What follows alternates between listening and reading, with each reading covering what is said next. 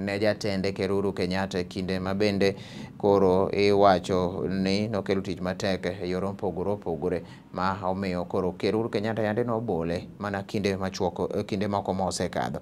Mano en wach mogol kanyo to kod jaod mane en jaod bura ma Kasipul kendo jalar kom gavana e kaunti ma Homabay Joseph Oyugi Magwanga osejo telo no kowacho ni en jalo bende nosebedo ka oketo mahina ahinya e weche mag mibadhi kendo riwruoge opogore opogore ma yande koro ne entiere kod mbi kata golo duol mani winjie gin gigo moserumbore nyaka piny.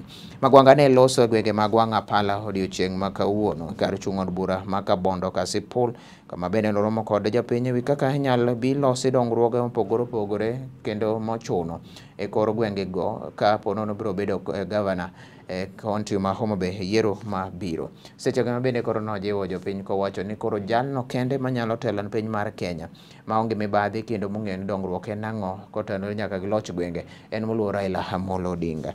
Otiyo kod thuolono mar kwayo jopiny mondo koro yiere kom mar gavana yiero ma tarik 9 dwe mar 8 ka bende okwano ne jogo ma bende koro nopiem kode ka 2017 ne gin mana jogo matindo weche mag siasa kendo koro en ma odhi kawo komno bang' gavana Cyprian Atieno Awiti. The first deputy president mobede Kenya ka en Ruto. To ka en maning'iyo e kaka no run the country for the first 5 years, gik moko cham motieki te. Raila Amolo Odinga kano plan gik moko. Kineno kaka no plan electricity o the car. Kineno kaka no plan yo weche mag yore o the car. Kineno kaka no pango wach mar devolution o the car. Kae to gine makoro ne gi frustrate gi. Omiyo wakwayo ni ng'ama manyalo keto devolution machopi kama no chope en wuon devolution ma en none other than Raila Amolo Odinga. Jadi mawacho na wito de campaign to maber. Omiyo wan waonge kode gi wach.